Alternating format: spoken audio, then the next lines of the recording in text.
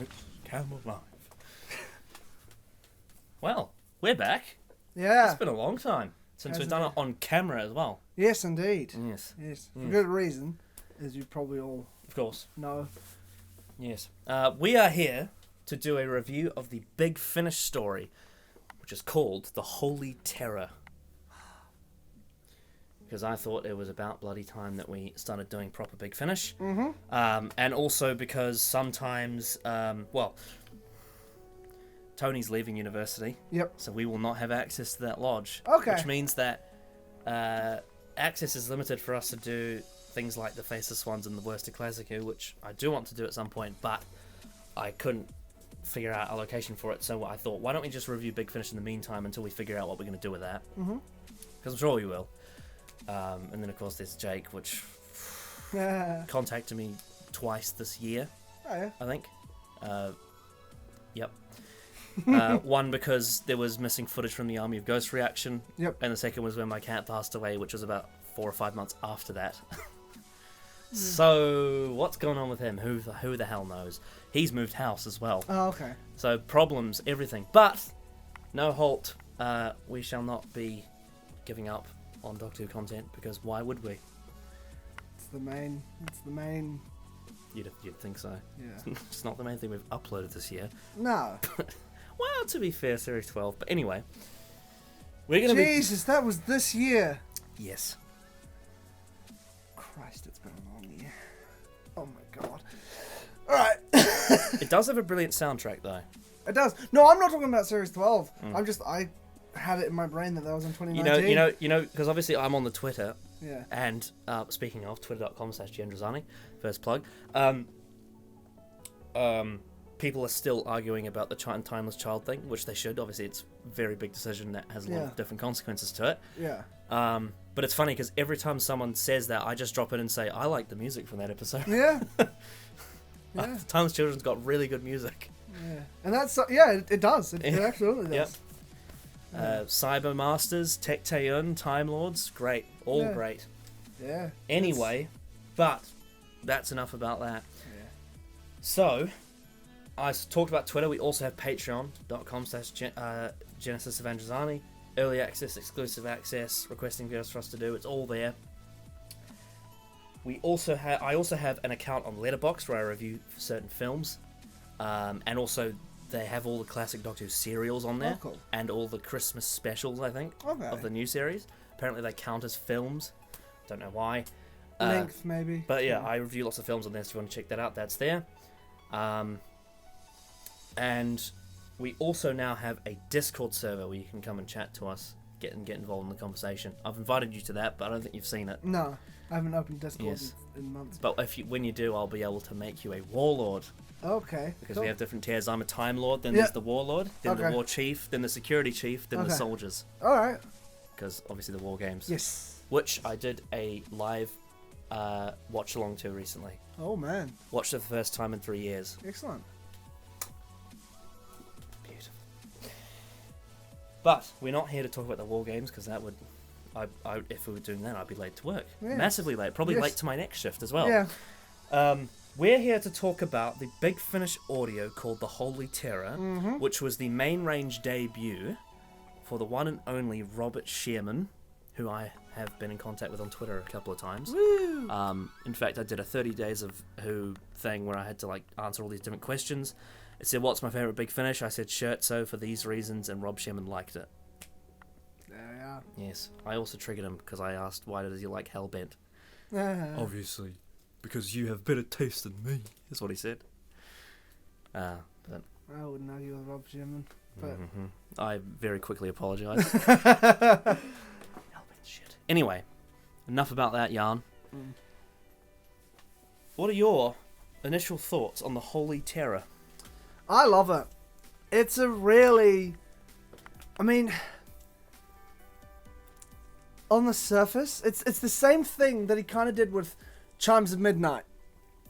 He wrote Chimes of Midnight, didn't he? Yeah. It's a similar sort of thing with Chimes of Midnight, where it starts out and it's like this very specific tone. And then slowly it drip feeds as it goes along. And like the classic series, usually there would be a reveal as it went on, and then suddenly it turned into, a big shit fight or whatever, and then people got away. there's a formula, there's a structure there. But what he does is he takes it from this sort of light-hearted, quirky, slightly off-the-wall comedy that's the sort of satire of worship. Monarchy, religion, tradition. Any sort of... premonition as well. Yes, any sort of, power structure that a group of people adhere to.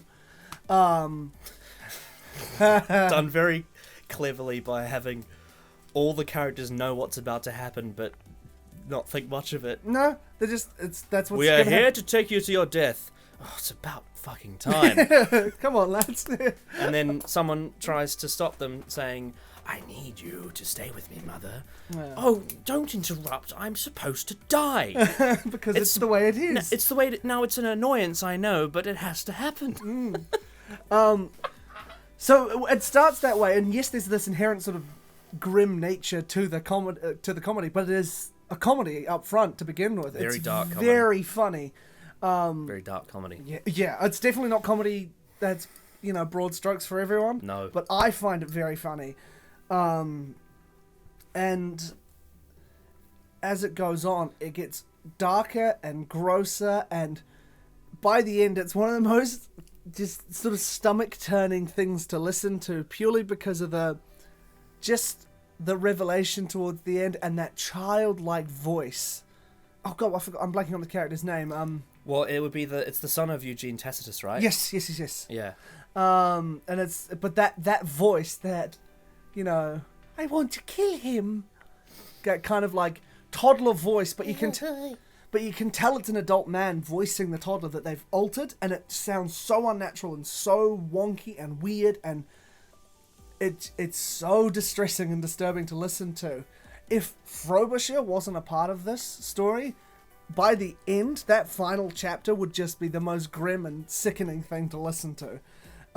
Which is perfectly in fitting with the Sixth Doctor's kind of oeuvre, but it's gross. The Sixth Doctor is a light-hearted character in this story. Yeah, he'd had to be, because if he wasn't, it would just get so grim. But no, overall, I really like it, and the way Robert Sherman paces his story is really good, and it's consistently funny. Even when it starts to get darker, there's still there's bits and pieces that land. This is a masterpiece. Yeah. It's brilliant. I love the Holy Terror.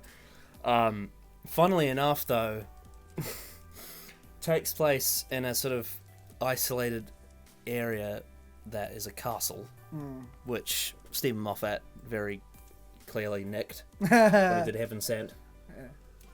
Yeah. But as Moffat has said before, borrow from the best. Yeah. And he certainly did. Absolutely. Imitation is the highest form of flattery. Yes, but unlike something like Dalek, this isn't an adaptation. Heaven Sent's not an adaptation of the story. Just certain ideas. Yeah. Certain things were carried over. Translated, I suppose. Because the Holy Terror is quite a different story to Heaven Sent in a lot of ways. It's arguably darker. I'd say so, because the Heaven Sent, even though yes we know what came after, but it ends on this note of like, not optimism, but a new beginning. There's a push forward. Whereas in this one, well, when you get to the end, funnily enough, the end of this story isn't like Heaven Sent, because obviously people might storm out and think, well, in both cases the person has to die to live, or whatever, or he has to die to fix the issue. Yeah, it's actually a bit like the ending of this story is probably more like it's like a combination of the end of The Doctor Dances and the end of Turn Left combined. Yes. So, accepting who your child is and committing suicide at the same time. Yep. Making a personal sacrifice while also making personal growth. It's this sort of double whammy of this wonderful Rob Sherman twisted. But this thing. The script is filled to the brim. It's constantly funny. Yes. He finds new ways to create humour out of this bizarre situation. Like, it doesn't get old. No. And just when you think it's going to start getting old, it says, all hail the big talking bird. It's... Yeah, I love it. Yeah. This is definitely, like, for me, from what I've heard, like, top 5 Big Finish for me. I absolutely adore the whole It's Terror. Definitely up there for me. Yeah, I mean, I'm pretty sure, like, my top 4 are all Sherman, and then I think just below that is... not sure, probably like spare parts or Davros or It's tricky for me because my top at the moment is God, what I'm so bad with names today. The War Master, the Skyman. Skyman, thank you. Skyman's my absolute I have listened to that. It's my favorite. It's my absolute favorite because it just ticks all the boxes of the kind of story that I like to hear. Probably has the best soundscape, that one. Oh, it does. It uses the soundscape as part of the villainy of the story. It's brilliant. Yeah. But all underneath that, tied is like Scherzo, Chimes, Holy Terror, Jubilee, exactly. Spare Parts, Davros, Master, all of those. Yeah. I still have yet to listen to Master. You haven't? No, I haven't listened to it. There's an entire episode that's just dialogue between Sylvester McCoy and Jeffrey Beavers. Amazing. Jeffrey Beavers playing two characters. Oh, that's right, because he's... Jeffrey Beavers playing John Smith and the Master. Yeah, that's excellent. And it's the Doctor doing an interview of him, probably knowing that he is the Master, cool. But does an interview of John Smith without unlocking the watch. Nice. Anyway, that we're mucking around. So, shall we get into the characters? Yeah, go for it. The Sixth Doctor, played by Colin Baker. He's the best. In Big Finish, he's the best. He's just got this...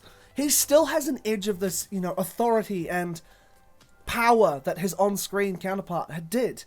Except this version, they've written it in such a way which is clearly closer to what Colin Baker was hoping to get across, it seems. I obviously can't speak for him, but based on interviews I've heard where he's still very wry and he's very authoritative, but there's an air of warmth to him. You could say he's almost like a flamboyant, more aristocratic version of the Ninth Doctor. Yes. Yeah. Yes. He's certainly got an edge and he's certainly got a power and a presence. But the difference is, obviously, the Ninth Doctor has that big difference of being quite sort of...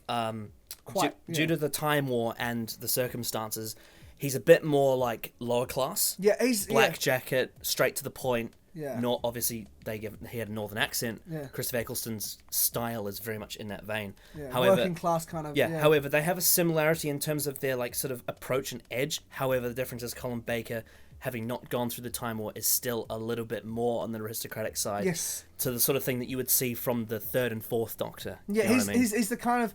He's sort of like... His persona is that of someone who's sort of infiltrated high society. He's rubbing shoulders with other, high class people, but he hates them all. Yeah, whereas with the Ninth Doctor, he rubs shoulders with a family and a council estate in London. Yeah. But the Sixth Doctor is always the best person in the room. But he just happens to carry this air of aristocracy, or what's the word? Autocracy about him. I love the way, because obviously we have reviewed a Sixth Doctor Big Finish before, being the One Doctor. Yeah. And that was a very different scenario to where he was being parodied. Yes. And flirted with. Yes. Whereas here, what I love about it is that his initial genuine concern flips into, I want to solve the puzzle. Yes. And then once he finds out the consequences of that puzzle, turns into grief and sadness and trying to find a better way out that's not possible. He reminds me of the best of the 10th Doctor, where there's this giddy excitement for the search, for the hunt of knowledge and finding out what's going on. Daleks Manhattan. Exactly. Which is a very Colin Baker-like story. Yes. I watched it the other week again. It's so good. I watched it recently as well. It's so good. Yeah, it is a little bit like, in terms of tone, it's a little bit dry, but the script is great. Yeah. And I just love the it's all great. The industrial, it's great. Yeah. But as we're saying, Colin Baker's Sixth Doctor in Big Finish, he's so balanced. It's not like when he yells or something that feels sudden and out of place. It's this natural build-up, and it's getting to show what a wonderful presence Colin Baker is, both on and off screen, because he just gets it. He always got it, and that's clear when he plays the Sixth Doctor, but on screen, as most people know, it's not quite... Well, the difference is, I feel like a lot of the time on screen, rather than it being reactionary like it is in the audios, quite a bit of the time it seems like he's trying to grab someone's attention on purpose. Yes. Exactly. He's in the TV series. He's someone who walks into the room and says, "Pay attention to me." Yeah. Whereas on Big Finish, he walks into the room and everyone pays attention to him. Yeah. Without him saying anything. Exactly. Yeah. So he's, rather than someone who's demanding, he's interesting. Yes. Yeah. Yes. That's not to say his TV counterpart isn't, but he's just everything that's great about his of course. TV version. And is... in terms of like the Sixth Doctor as a whole character, that to me makes quite a bit of sense because this is the Sixth Doctor from season 23. Yeah. Before he regenerates. Yes. But after Perry. I believe. He's mature. Yeah. He's matured. He's grown and he's become more empathetic. And he just becomes such a well-rounded version of the Doctor. And if any of you have just seen Colin Baker on the show but not listened to the audios, I strongly recommend you find an audio, even if it's just a part 1 that's for free, just so you get an idea of what his Doctor actually is and how great of an if I wanted to put a sort of analogy on how I could describe it, if the Sixth Doctor with Perry in season 22 is like Capaldi in series 8, and in season 23 it's like Capaldi in series 9, then Big Finish is series 10. Absolutely. Great balance of everything. Yeah, 100%. Yeah. But I thought he was fantastic. Funnily enough, I like the way that Sherman doesn't overcook his screen time. No. He's only in it when he's essential to the story, and he lets everything else develop around it. Yeah, he doesn't... The Doctor... Yeah, Sherman understands that the Doctor's best when he's not leading the charge. When the Doctor is thrust into this environment of, this unknown territory and has the odds stacked against him, but he's not leading the charge. In many ways, the person who's most directly involved with the greater, grander scale narrative is Frobisher. Yes, who's the other character I was going to just jump onto. Yeah, so... Frobisher's debut on Big Finish. Yes, which is great. They don't really provide much of an explanation. So, he's just a shape-shifting talking penguin, and he's there. Yes, and he is part of some of the best comedy in this episode. A lot of people obviously were talking about All Hail the Big Talking Bird, which is the halfway cliffhanger. That's great. However, for some reason, the part for me that made me just burst out laughing was when they built a statue for him, because obviously he becomes their new god when Pepin the Seventh drowns, isn't it? No, he doesn't drown yet. But Pepin the Seventh doesn't want to be God. Oh, that's right. So Frobisher becomes God, not because he wants to, but because he's put in that position. They create a statue for him, because obviously that's what you do with gods. You create a statue for a god. Monument, yeah. And they get the beak wrong, so they're like, this is treason! This is blasphemy! Someone should pay for this! And then Frobisher, being a shapeshifter, changes his beak so it's the same as the statue, and they're like, oh, it's all good. It's fine. No problem. Yeah. So, yeah. Someone would have been... The person who made the statue would have been executed, but then Frobisher's like, now, just change it. It also reminds me, I'm not sure if you've seen Monty Python's Life of Brian. Nope. But there's a scene in it where, because people mistake him for a messiah, and they chase him. There's this group of maybe 60, 70 people chase him into the small alleyway where his house is, and he goes into his house, and he opens the window in the morning, and there they all are, waiting for him, and they're like, good morning, Messiah! Give us instruction on what to do. And it's a great bit where he's trying to convince them, no, you don't need to follow me. You are all individuals. And then the crowd responds, yes, we are all individuals, in unison. It's very similar to that in terms of the crowd talking to... again, the name's slipping my mind, but the guy who introduces Frobisher. Who's on, So it's not... Because it's not Pepin the Seventh, is it? No, it's like a royal guard or something. I can't remember his name. Okay, so I'm going to read out all the names I have here. The Dr. Frobisher, Eugene Tacitus / the boy, Berengaria, Childeric, Captain Sejanus. It might be Captain Sejanus. Is Captain Sejanus the one... I don't know for sure. Hang on. Who is the one that tries to kill Pepin in part 1 cliffhanger? Is that Captain Sejanus? Oh, yes, it is. Yes, it is. Yeah. Lavelia, Pepin the Seventh, Clovis, Arnulf, Sculptor / guard, voiced by Robert Sherman. And then there's the other guard, and then there's just woman. It may have just been one of the guards, because he basically comes out on the balcony, and they're like, well, if we're not worshipping Pepin, then who can we worship? And he's like, he'll come! Yeah. I introduced to you, Frobisher. Because there's two guards. There's one that's just called guard, and then there's one that's called Sculptor / guard, and they're both... one of them is voiced by Robert Sherman. I think maybe because obviously the Sculptor / guard, I think is with the penguin statue, and then the other one's in the jail. So Robert Sherman was the one that got the the beak wrong. Yeah. In Blood Tide, it's a Silurian Sixth Doctor and Evelyn Smythe audio. Robert Sherman plays the Merker. Brilliant. I listened to that one. That's how you do a Silurian story without copying the Silurians. Yes. Chibnall. But yes, Frobisher. Yeah. Frobisher's great, and the way he talks like an old gumshoe detective. Also, the fact that the reason why they get there is because Frobisher was messing with the TARDIS. Mm-hmm. Then they're just sort of thrust into this adventure, and yes, and I think this is because I've heard podcasts with Rob Sherman, and there was one how he was talking about. There's one called Galactic Yo-Yo, which is where you present your like controversial opinion. Like the first ever episode was Richard from Five Earth Fans saying how he likes Love and Monsters, right? Yeah. For example. So Robert Sherman was on that, and one of his controversial opinions was the show could have ended when Ian Barbara left. Yeah. Because that was the arc. Yeah. So from that, I gathered that he's obviously a big fan of the Hartnell era. Mm. And one detail of the Hartnell era that I think Robert Sherman loves is the fact that they don't know where they're going to end up next. Yes. Because one of the main reasons is because the First Doctor doesn't know how to pilot the TARDIS. So here, at this point in time, the Doctor has gotten much better at piloting the TARDIS. However, because Frobisher messes with it, it changes all the settings or something like that. It does some wibbly-wobbly shit. But it messes with it to the point where they can't control where they end up. Yeah. And they end up at this castle because of Frobisher. Yeah. Yeah. Was he like... I can't exactly remember. Was he like fishing in a pond inside the TARDIS or something? I think so, yeah. He was doing some recreational activity that just happened to mess with the console and he got flung into the castle. What a fascinating character. He is. He's really interesting. I have yet to listen to the Maltese Penguin. So I don't really know the full... I've got a funny feeling that's probably a twist on the Maltese Falcon. Oh, for sure. Because he's a gumshoe detective. Yeah. And I saw the Maltese Falcon in school, so I am aware of what it's like. So when fat fool! You idiot! So, what can I do for you, honey?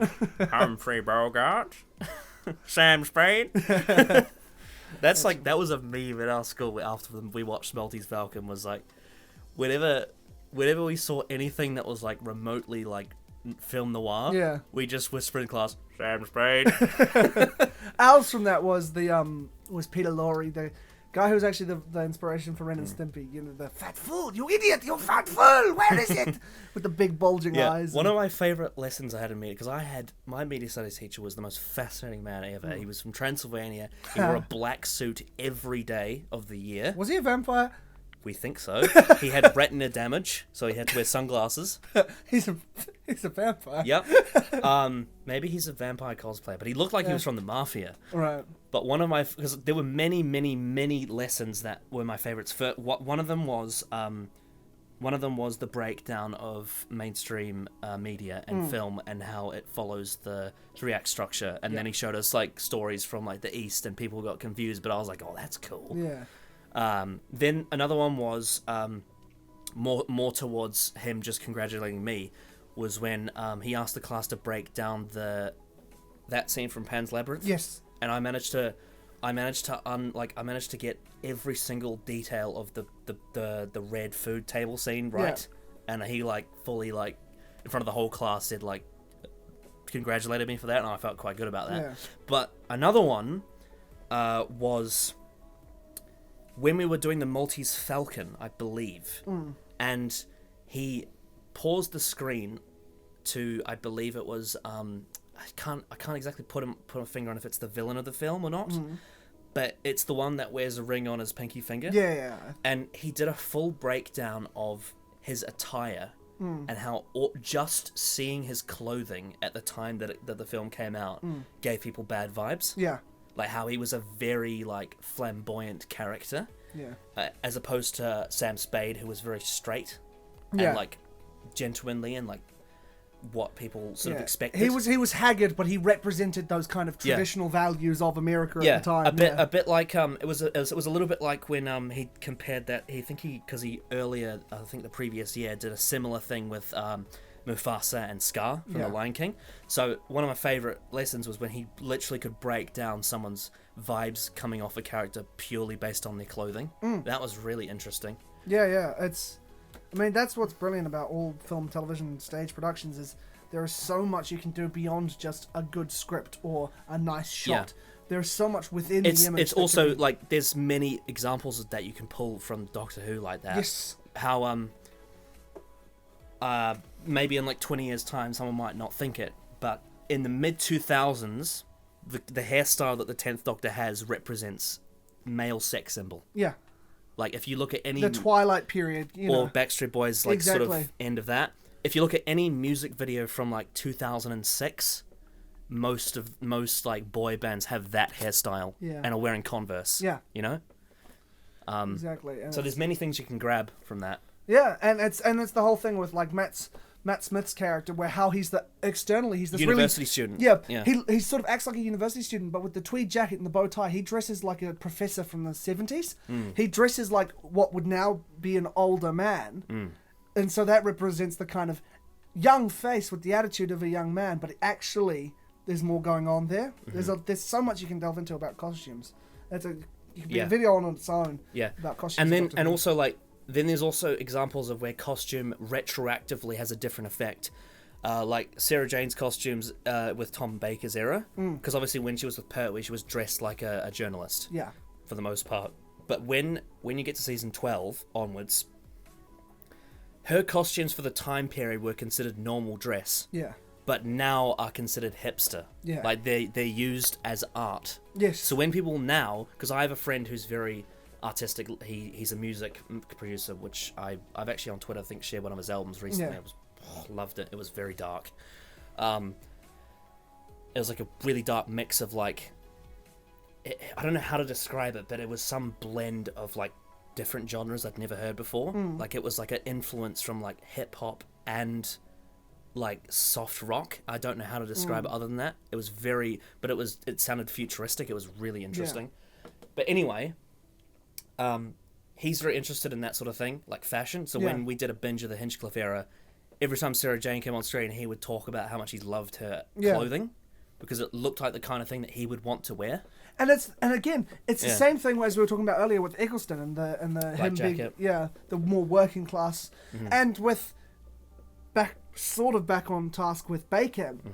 Why Baker didn't really like the Technicolor Dreamcoat is because he wanted a dark blue, just sort of streamlined suit, much more traditional, much less standoffish. Sort of like a combination of Eccleston's black jacket and Tennant's blue suit, like halfway between that. He wanted it. Yeah, he wanted it to be a suit, and where it was just really sleek, really almost conservative in the way he was dressed, because he wanted to represent a Doctor who was no longer holding back. This was just, like he was the strict Doctor. He was, nope, I am right all the time. I'm never going to listen to anyone else. I am locked off in this very rigid manner. Was kind of where he was going to begin with, but then instead, John Nathan Turner was like, I would wear something loud, so you're going to wear something loud. And it's canon that he wears the Technicolor green Dreamcoat in this story because it's described that way. Yes. It's not till later where they talk about the blue coat. Because I think from memory, he does get it in later Big Finish stories. But then for some reason, he's still wearing it in Time of the Rani. He goes back to the Technicolor because canon. Yep. He sentimentality maybe. Yep. Maybe on the Blu-ray release of season 24, they'll color grade the Dreamcoat to be blue, and then that means that he was wearing blue. Yes, good. And then just have the red dub over this. McCoy in the blue one, that's... I don't know. That would look kind of... odd-fitting. Yeah. And you are the Rani. You. Listen to Colditz. Anyway. Yes. Oh, my God. So... Okay, Colditz is a story in Nazi Germany with McCoy and Ace, and David Tennant plays a Nazi villain, and McCoy doesn't get many scenes with Tennant because Tennant's character is in the Ace storyline. Yeah. But the 2 scenes he has with McCoy are brilliant. That's good. They match each other with their like manipulative intensity. That's great. Oh my word. I'm definitely going to have to check that one out. You have to. It's one of those stories, like, if you get in the right, like, place within, like, no one's, like, interrupting you, it's not very noisy, it's like a punch to the ears. Ooh, it's good. great. It's great. Good. It's straight off the bat. I mean, David Tennant's just one of those actors that no matter what he's in, you're always concentrating on them, even in audio. Yes. Anyway, back to the Holy Terror, because we're getting on big tangents about other great stuff. We're talking about visual expressions in an audio review. Yes. So Frobisher's brilliant. Shouldn't have worked, but it absolutely did. yeah, and he's a great fit with the Sixth Doctor. Yeah, absolutely. Like, Frobisher's one of those things that when you hear it on paper, it sounds stupid, Yeah. but it really isn't. Sherman makes it work. Yeah, I think we had like one of those things of like, what if instead of Clara for Series 7, they had Frobisher, and like in Cold War, Yeah. they had him swim outside the That'd be boat. fantastic. Yeah. It's one of those things because you could technically do it, but like I'm not sure if you've ever watched any of the Flash or Arrow or something like that, where the CGI. I mean, it's clear there's a lot of effort put into it, but they've not got a long turnaround for the CGI. They've got a little bit of a budget and a very short amount of time, so the CGI looks good for TV, but like I imagine what it would be like on Doctor Who, it stands out. Where you can tell you're not on the same plane. The way the lighting and everything's affecting you, you can tell they're separate. So that's why in the audio realm, you can get away with this kind of character who can shapeshift and do all these things because you can get... If you can't see it, and it's left to the imagination, then you can just weave whatever beautiful visuals you want. What Frobisher would be good in, though, Yeah. is animated Doctor Oh, Who. yes, absolutely. If they ever decided to like animate Big Finish, I think Frobisher would be perfect for that. Yeah. I've wanted for a long time, for one of the anniversaries, them to just do a straight up, not just an adaptation of a Big Finish, but an original feature-length special with every single living Doctor, and like Sean Pertwee playing the third, and David Troughton playing Patrick Troughton. And what I've always wanted is one of those really, really high up, like, American animation studios, like someone like Seth MacFarlane, for example, or Matt Groening, to go, I really like Big Finish, and I want to animate this. Yeah. Oh, I would... And have the resources to do so. I would love for, I can't remember his name. But DreamWorks, not their current CG stuff, because they kind of went off after... There's a long history. There's plenty of videos and documentaries on it about DreamWorks' rise and fall and all that. But the traditional DreamWorks animation as they started with Sinbad, Spirit, and El Dorado. So like that style, like pre-Shrek. Yes. Yeah. Whether it's that 2D style where it's like they're slightly exaggerated designs, but they're still kind of realistic in their proportions and that kind of thing. Like El Dorado, I'm thinking, with the Doctor Who universe, that would be amazing. I would love that. Yeah. Yeah. Yep. Absolutely. Anyway, shall we move on from Frobisher? Let's do it. Okay. So now we get to what a surface level viewer would call the villain of the story. Yeah. But it's very complicated. Yeah. So Eugene Tacitus / the boy. Mm-hmm. So how do we? Because first we kind of have to, for someone who hasn't listened to the story, we have to kind of describe what is going on. So, okay, so Eugene Tacitus is a scribe. Yes. And he created this in this world. To... He's kind of like the Wizard of Oz in a little way. Yeah. The guy pulling the strings behind the scenes. Oh shit! Can you like? Okay. So, oh god. So as Connor said, he's a scribe, and this is a civilization which is so dependent on their leader, and it's so dependent on their god and their structure and what he. God, how do you describe it? He manifests. He manifests a deity essentially. Yes. He creates a god that's beyond the people, the king that they worship. Because, oh god, I'm terrible with names today. The kings that keep dying. Pepin, thank you. The Pepins. Because we have Pepin the Seventh in this story, and his father's just died. Yep. And people are like, oh, well, I expected that. Yeah, well, it was coming. Yeah. So they have Pepin, who's the king that they worship, but then there's this god that he created. This god who is a sentient... I mean, he is a child, but in my brain... Because he sounds ginormous. In my head, I pictured a giant baby, which made it very creepy. Jeez. Yeah. He's kind of... He creates a god, which is essentially a child, who has this sort of spoilt brat attitude towards existence, and he loves killing, and he loves power, and he wants to know who his father is, and he wants to know everything. Because he's naive about everything, and yet he controls everything.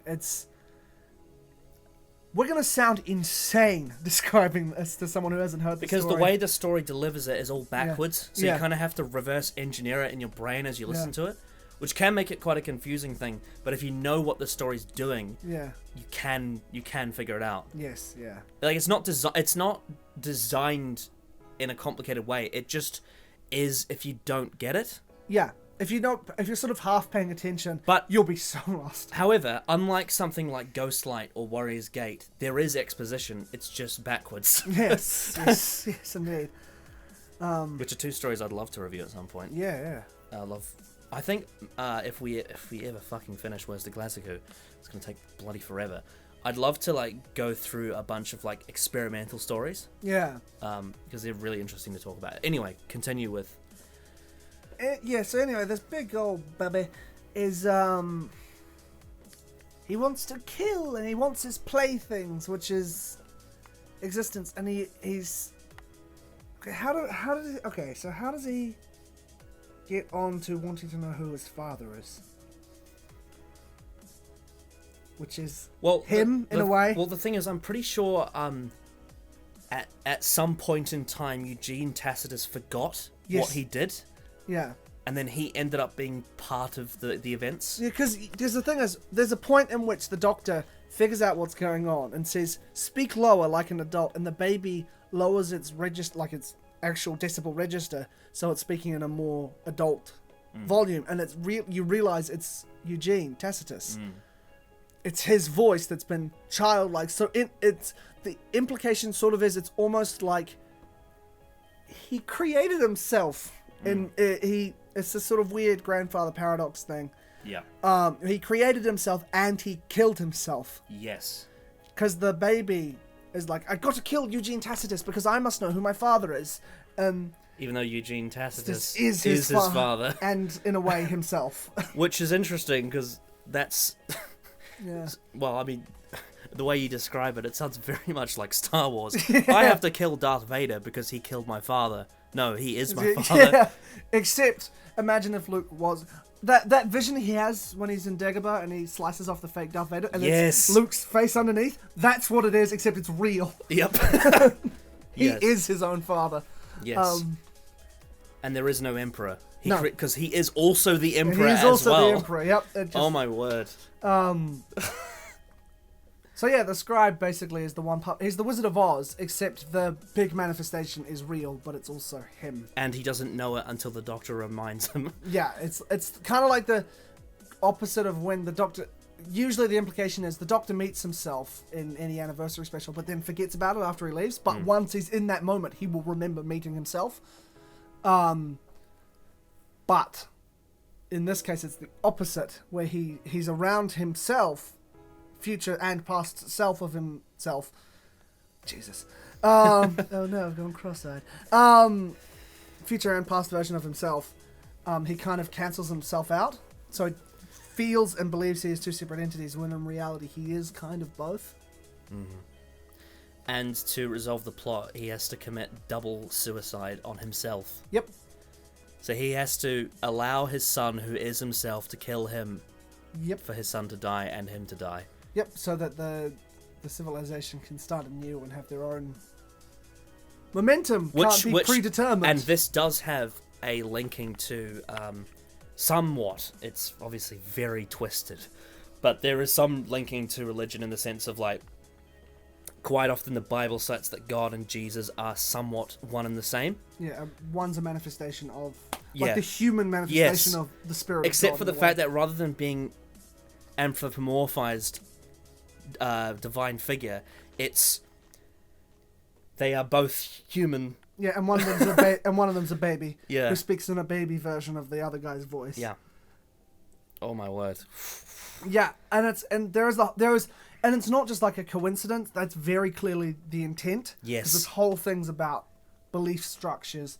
And it's sort of talking about like, if you kill God, then this version of society can make its own fate. It's not predetermined. It's kind of the angle the story's taking at the end is once the baby and himself get destroyed, there's no longer a scribe. There's no longer someone to dictate the future, to dictate the next Pepin, to dictate when the Penguin's going to take over. And I love the way that when events happen, it's not clear whether or not him writing it in makes the events happen, or if he's writing it in because he's revealing it. And I think the big twist is, you think him saying the words and writing it down causes events to happen until the Doctor and Frobisher turn up, and then he's writing them appearing. Yes. And it's like, but he didn't do that. He didn't say they would. No. So now, rather than him knowing what's about to happen, writing it as it happens, he is now being influenced by something entering that wasn't meant to happen. Yeah. But he doesn't know that because he doesn't remember that he created this world. Yeah, and the other odd thing is, it could be a sort of self-fulfilling thing where he remembers Frobisher became the leader, and so he had to write Frobisher arriving to become. So there's also the implication that, no, he is in control, it just he's not aware that he's in control of this unexpected thing happening. So then he had to possess Frobisher to muck around with the TARDIS. Yep. Maybe he was the swimming pool or whatever, the fishing lake. Yep. Rob Sherman had to brainstorm this. Because when you listen to it, it actually does make sense. It's just that describing The it fact within... that it makes sense is amazing. Yeah. Absolutely. And it's really well crafted and really well put together when you listen to it back as a story. Our describing of it doesn't do it justice. Absolutely not. Only to make sense of the narrative. Yeah, just so people get a vague idea if you haven't heard. But why would you listen to this? Because spoilers. Go listen. Absolutely. Go listen. Because the thing is, our description doesn't factor in the fact that it's all surrounded by this really ironic, dark comedy. Yeah, it's like a proper spoof. It's very silly. But it's a spoof, but it's very serious. It's... The whole thing's very oxymoronic, and yet it works. Absolutely, yeah. There's also the fact that, now, correct me if I'm wrong, because there's a lot of tongue cutting in this story. Yep. And I know that it's... Some people do it themselves. Pepin's brother, I think, cuts tongues, right? Yes. Does Eugene Tacitus also cut tongues? I think he orders people's tongues to be cut, but he doesn't do it himself. That's right, yeah. Okay. Because there's a moment where I think he talks to the Doctor about how someone else is going to cut the Doctor's tongue out. Yes, that's right. no, Sorry. He says, no, I'm not going to cut your tongue out. I'm just going to kill you. He says, because you're not one of us. That's not the punishment. You're not for meant you. to be here. You know. Yeah. So we're just going to ditch you and stab you and ditch you. Okay. But yeah, overall, Eugene Tacitus is a very interesting take on a Doctor Who villain. Probably one of the most complex I've ever seen. Yes. And it's really disturbing. It sounds silly, and it is silly. But the silliness is part of what makes it so unsettling. Yeah, the only like, I love the fact that there is this corner of this audio thing that only certain people have found, like a hidden treasure thing with Big Finish. But the only thing about it is that there's so many people I wish could have seen this happen on TV. Yeah. Like if New Who had happened in like 2001. Yeah. And these stories are on TV, there would be millions and millions and millions of people that would have been exposed to this brilliance. That never will, because they probably aren't interested in Big Finish. No. Because, audio is hard to sell to people, especially selling this. If someone's just a casual fan of Doctor Who... And I'm like, you kind of have to have seen all of the Six Doctors era. Yep, to really get it, get the character, to get... But yeah, at the same time, I do love the fact that there is this small corner of Doctor Who that most people haven't heard of, and it's brilliant. Yeah, it's proper good. But yeah, Eugene Tacitus and the boy is fascinating. Yeah, it's a lot. And it's one of the most interesting takes I've seen on a god ever. Yeah, just a very childish thing where... Because it's sort of, again, this implication of people... When people pray and ask, why God, why would you do this, that, and the other thing? This version of it basically says when people pray to this version of the God, it's because it's a child. This God doesn't know what it's doing. But it's interesting, though, because I get a strong feeling that Rob Sherman is an atheist. Yeah. But, funnily enough, he seems to be very well researched. Yeah. Absolutely. He completely understands all of... Because it definitely seems most inspired by a Christian doctrine, which, to be fair, that's kind of expected in, a writer coming from the Western world. Well, the target audience would understand that better. Exactly. Yeah. Exactly. It's Yeah. the most common, probably. But it's interesting how I don't. It's there's a kind of weird thing to it in the sense that it's very bizarre, but for some reason, because through dark comedy he is mocking religion, at the same time there is a respect for religion as well in the story, despite the fact that he's exposing all of these, like, look how funny all these problems are with religion, and at the same time it's not spitting in the face of it either. No, it's what it seems to be saying, to me at least. My reading of it was this thing of people must have more trust and faith in themselves, and then only seek guidance for the greater picture. But from day to day, being yourself, making your own choices, making mistakes, learning from yourself, that seems to be the implication that you Yes, and that links to something that I've watched recently. I haven't uploaded it yet, but there is a scene from Game of Thrones season 3 with the Brothers Without Banners, where they talk about the Lord of Light and the big picture. However, Goldwyn Wars. Yeah. They have to sell Gendry to the Red Woman because they need gold to feed and put weapons in their army's hands. Exactly. So there are day-to-day decisions that you have to make yourself. Yeah. It's that kind of thing where its belief seems to be that following a god isn't inherently the problem. It's not believing in yourself enough to, go forward day to day without going, what am I going to do today, God? Tell me what to do. Tell me what to do. It's about being active as opposed to being reactive. Absolutely. Yeah. He's a genius. Yeah. Obviously, if different people listen to it, they're probably going to get completely different readings from it, but that's just what... Oh, yeah. Yeah, what... Oh, yeah, but as someone who's been on, like, both sides of the fence of religion, it's a very interesting story for me. Oh, yeah. It's fascinating because I know people from all different creeds and I've been all over the spectrum with it, so I have a very, like, nuanced perspective on it all, and hearing him tell a story like this, it kind of it's reassuring for someone like me, because when I listen to the Holy Terror, it's like I'm not the only one that's confused by it all. Yeah, Yeah, and it's sort of it's similar for me as well, because I started that way just because when I went to school, that was the surroundings, and all the other students were as well. And then as I got older, it just wasn't for me. I had my own way of finding out and reading, listening to this. It's really interesting hearing its own reading, because, as you said, it's not a damning indictment of religion. It's simply a critical analysis of doctrine and dogma and being fanatical. Yes. It's about fanaticism, not religion. Yes. And also, past the dark comedy of it, obviously. Yeah. Quite a lot of the characters in this story, in some weird ways, I can actually find quite relatable in a sense. Because someone like me, despite the fact that I'm not actively partaking in religion, I often have moments of religious anxiety in life. And quite often characters in this story have the same thing. Yeah. However, obviously different reasoning. With these characters, it's a bit more like, because this is what we expect. Yeah. For me, it's more so like a connection to, like, between, like, mental illness and past experiences and learnings, readings, changes, all sorts of things.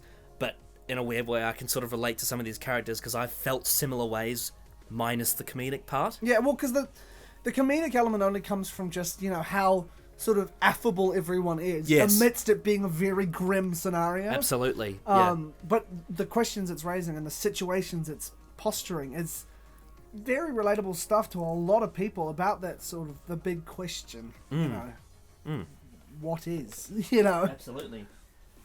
And I think because, and it's sort of to relate to something like The Impossible Planet and the Satan Pit, because no one actually knows anything, despite, like, we have science and we have religion, but no one really knows until they're actually dead what's true and what's false. Which in itself is just, for a lot of people, deeply distressing. It is. For me, I find that hysterically comforting. Yeah. I find that so comforting that if I die and I'm wrong, then I'm like, oh well, that was my lot. I was wrong, Whereas and that provides me with comfort. So it's enjoying the now, enjoying what I can while I have it. And yeah, but to relate to something like Impossible Planet Satan Pit, the fact that there is an infinite mystery to this, Yeah.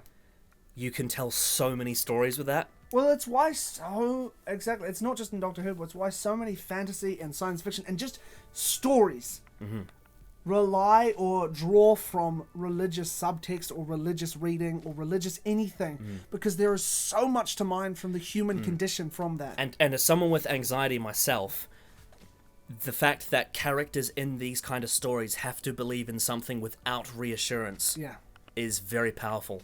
When I see someone like the 10th Doctor in the Satan Pit, the fact that he has to believe that he will survive despite having no proof that it wouldn't happen.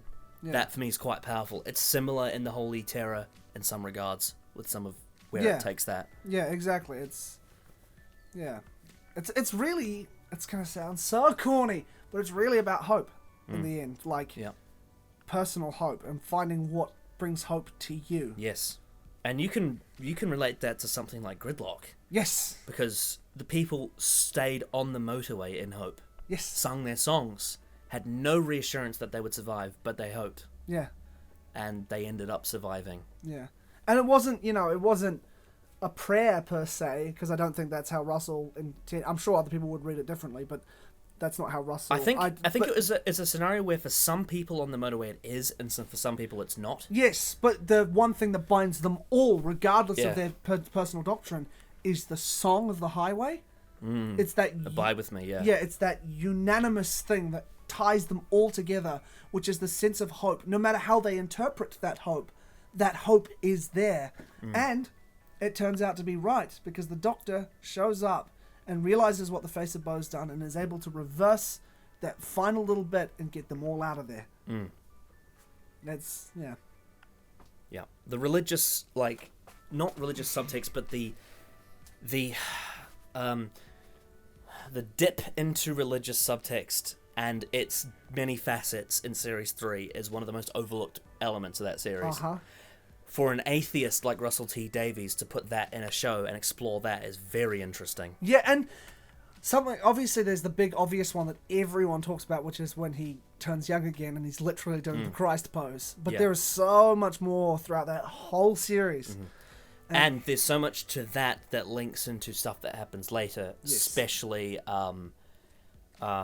when you get to him presented in Series 3 like a Christ figure, not that he wants to be, but because the people have, obviously they're going to believe in him because of what Martha's seen and what he's capable of. Yeah. So in their mind, because he has what it takes to save them, he represents that for them. Yeah.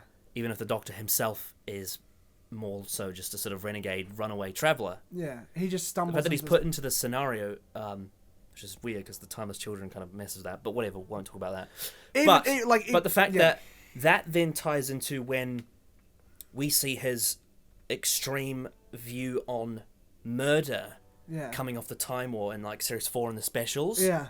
And then I know it's a controversial story, but in End of Time, how he then is challenged on that. Yeah. How unlike Last of the Time Lords, he's now the one he's now the danger. Yeah. Because he's refusing them life. Yeah. Yeah. Because the Doctor refuses violence, he now isn't able to save the people that he once saved before. Yeah. And the fact that Wilfred challenges him on that and shows him, so you are now going to put the Master over all those people that are going to die, that 7 billion people. Yeah. And, a lot of people seem to look over that because all they see is Space Jesus. Yeah, and there's a whole lot more going on in it. And you can even, draw more into that in, you haven't seen it yet, but Children of Earth. There's a lot of that sort of ideology in there as well. Yeah. I'm actually considering at some point purchasing Damaged Goods, because it's the one novel he did before he did the show, Russell. And, yeah, good idea. All the people that I'm in contact with, that have talked about it, say it's a masterpiece. Yeah. So it's probably worth a read. Yeah. Apparently, the Big Finish adaptation's not as good because they changed things about it. It's less brutal. But apparently, the novel's an absolute masterpiece, and some people say it's the best VNA. damaged goods, human nature, and lung barrow are like the holy trinity of the V&As. Yeah. I still need to read Lungbarrow. It's one that's the most enticing to Those me. three for me are the ones Yeah. I most want to read: lung barrow, human nature, and damaged goods. Unfortunately, apparently the first V&A, Time When Genesis, is terrible. Apparently there's a scene where the Seventh Doctor tells Ace to let someone rape her. Yikes. Yep. And then there's a slight make amends of that in Big Finish with the Eye of the Scorpion, because the Fifth Doctor and Perry go to Egypt, and there's a similar scenario of the custom of it, but rather than saying let them rape you, the Doctor does not say that, because the Doctor should never say that. No. The Doctor says this custom may seem very off to you, but you have to understand that there are customs of the time Yeah. that It's are... prima nocta or something, whatever it is. Yeah, Yeah. and it's more so like understanding culture and understanding that because we have travelled here, not to meddle with it. A bit like with Barbara and the Aztecs, Yeah.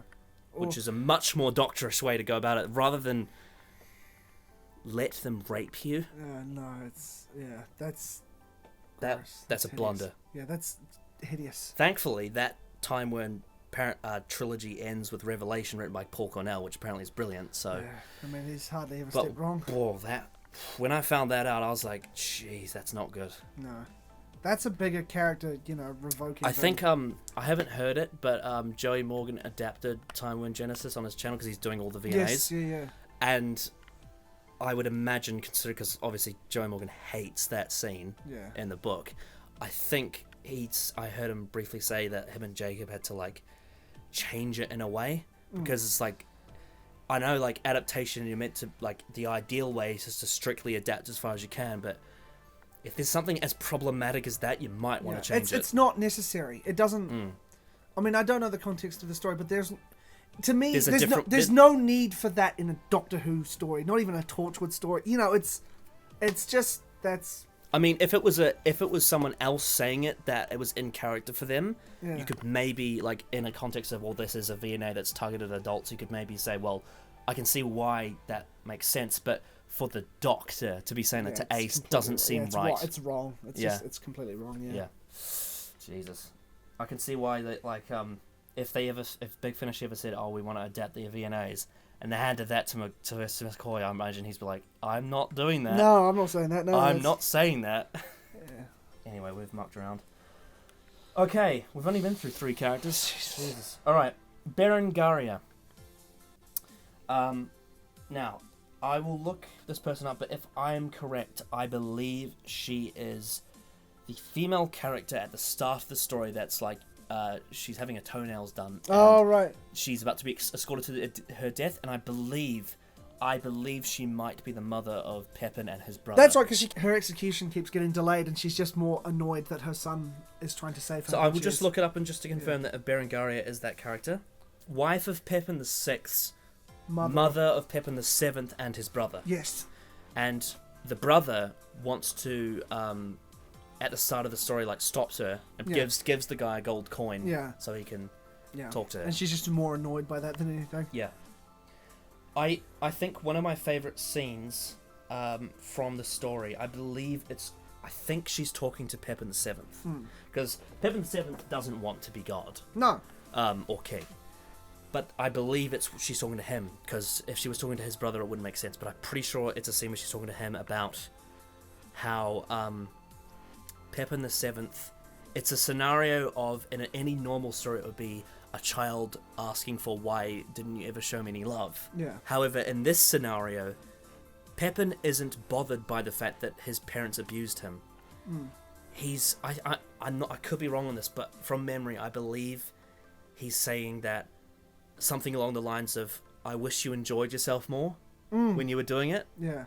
Or at least you gave me some attention because it's required for this tradition. Yeah. And then, Berengaria says something like, well, I don't understand. Why would I need to love my son? It doesn't seem right. Yeah, and all she cares about, like, what would be the purpose of it? How would it benefit? yeah, it's just not what we do, and she'll... Because you're meant to die, therefore, what would be the point? Yeah, and there's also, there's also the line where she talks about, like, well, I carried you for 9 months, and you stretched me out. Yeah, That's exactly, yeah. She doesn't care about him, she just cares that the figure's ruined. You messed up my figure. Yeah. I'm now an ugly old woman because of you. Yeah. And he's like, well, yes. It's sort of like this weird sitcom scenario, except it's life and death, and it's all very twisted. Yeah. But yeah, she's great. I Yeah. love it. She's one of the funniest characters, I think. Oh, by far. Yeah. Yeah. Oh, God. Jesus. Yeah. Ugh. She's hilarious. One thing that's interesting about the story is how late the TARDIS arrives in part 1. Yeah, Because there's so much world building that has to take place before they get there. Because you have to have, like, the whole thing of this is the coronation of the new god. Which I suppose now we can get to Pepin the 7th. Yeah, let's do it. Again, another fascinating character where it's his destiny to become Dark God and die in a very funny way, because that's tradition. Yeah. But he doesn't want to be. No. He's like, I don't feel like a god. Yeah. I don't think I'm worthy. Yeah. And then when I believe it's Janos or something, I think it's him who says, well, to prove if you are or are not a god, we must shoot you. And he's like, yes, do it, please. You have to. Yeah, we have to know or not. Yeah. And he's what I love about this character is he's a representation of a trope. He's a piss take of a trope in writing that I am so over.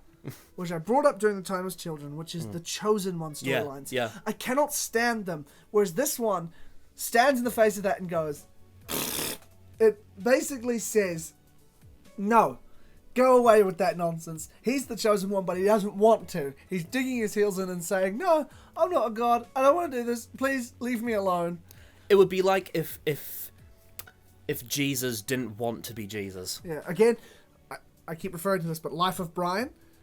Everyone mistakes him for the Messiah, and he's like, I'm not the Messiah! And there's like, you are the Messiah! And it's very funny. That film's hilarious. And the fact that because he doesn't want to be God, he basically, I think it's him and one other, essentially put Frobisher in that position. Yep. And Frobisher's he's like, you do it. Yeah. What? Yeah. I'm not a god. And then when Frobisher realizes that, oh, I can use this power to help the Doctor with his scenario, he does it. But what I like about it is that rather than going down the trap of Frobisher becomes arrogant with power, or going down the trope of like C-3PO in Return of the Jedi, where he's like, I don't know. Yeah, he just and someone else tells him, get us out of this. Yeah. It's more so like, oh, I can use this situation to get me out of harm's way and help the Doctor with the puzzle. Yeah. But also protect Pepin from harm because I like him. Yeah. Even though Pepin is a construct of this world. Yeah, it's great. Yeah. That whole arc is great. Yeah. Now, I believe, does Pepin die the way it's predicted? I know you said he drowns, right? I think so, in a bath. Yeah. Yeah. Yeah. Which is interesting. I can't remember if that's what's predicted. Which is interesting because I think it's in the Chimes of Midnight, it's a similar thing where the I can't remember which role it is in the house, but it might be the maid or the something like that. She drowns in the sink. Yeah. Or whatever it is. Yeah, I think like she gets stabbed or something and her face goes into the dishwashing water. Yeah. It's God, Rob Sherman's great. Yeah, he is. He's fantastic. But yeah, Pepin the 7th was fantastic, and oh man, it's just a fascinating character. Like you said, an anti-chosen one. Yes. Yeah. Yes. And the fact that like it's all about like, well, you knew your father was gonna die in this way, so of course you're bloody king. And he's like, but I don't feel like it. I'm just Harry. Yeah. You're a wizard. I'm just Harry. And then it turns out he is the chosen one. Books are better than the films. Yeah. Because there's a difference with the books that you can't translate. Yes. Because it turns out that Snape's actually the main character. but the films don't really translate The that films very well. miss a whole chunk of it, so he just Yeah. looks like a petty asshole. Yeah. Anyway. Yeah. Anyway. But yeah, Pippin the Seventh, great character.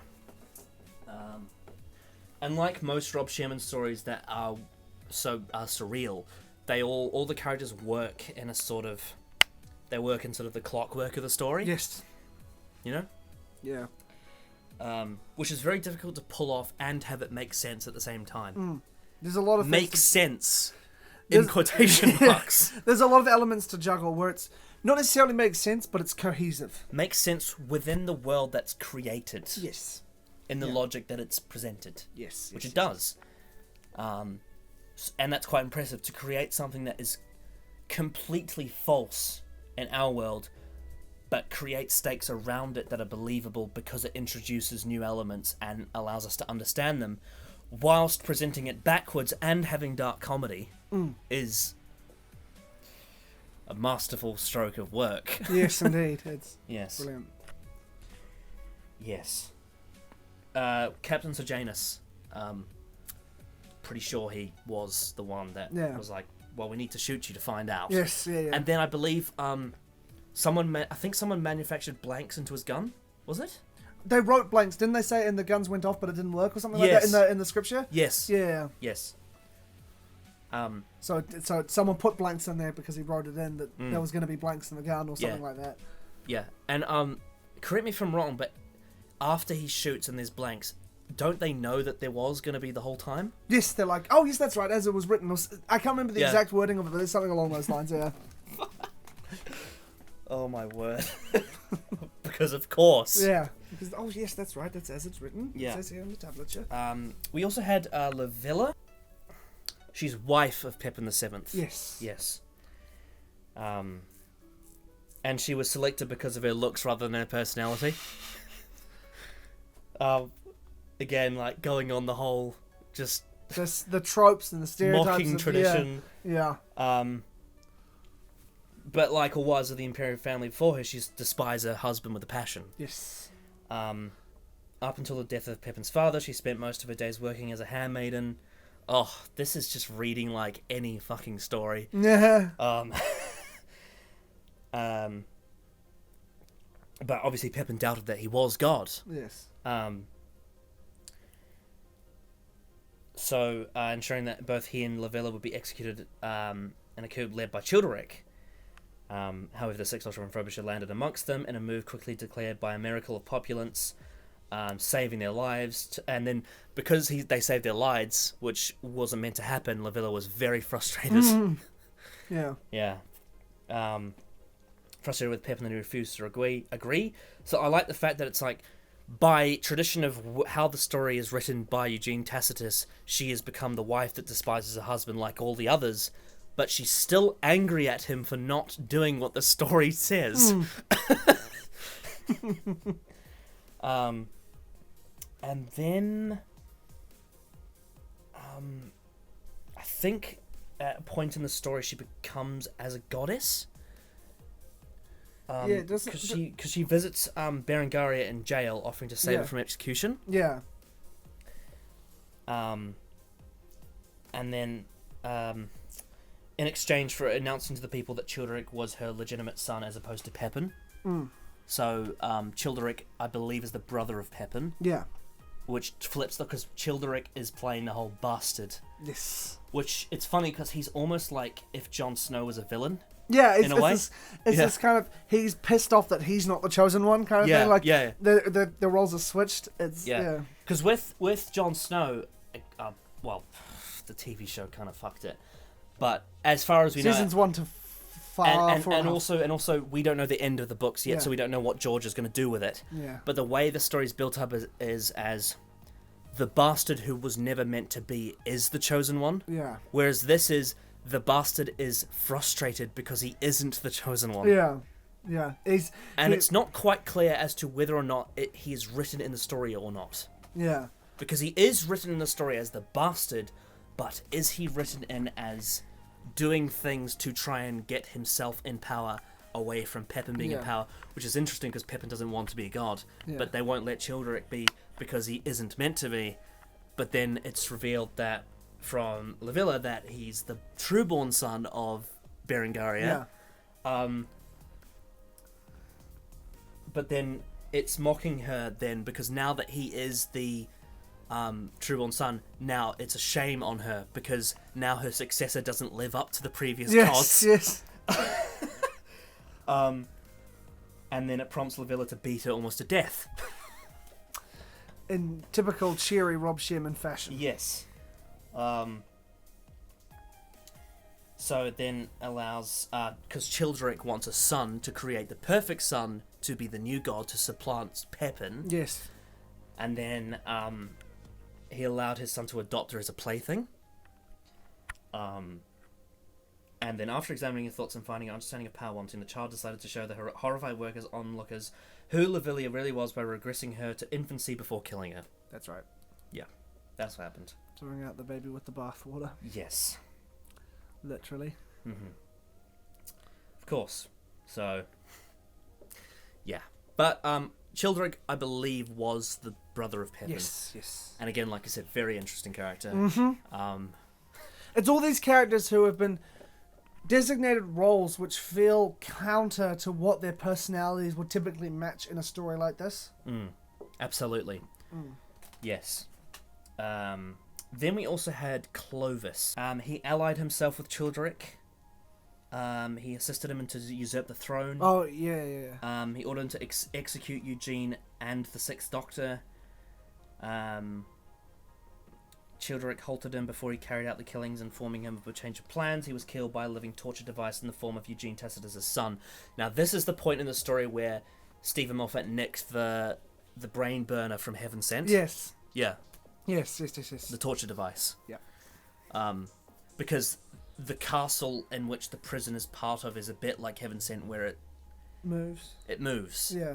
And rather than it being a castle where it moves based on the confessions like Heaven Sent, it moves in the fact that the story's written in that way. Yep. It's meant to be a maze. Mm-hmm. It's designed to be more challenging But to of the course, protagonist. Eugene Tacitus can't remember that he made it a maze.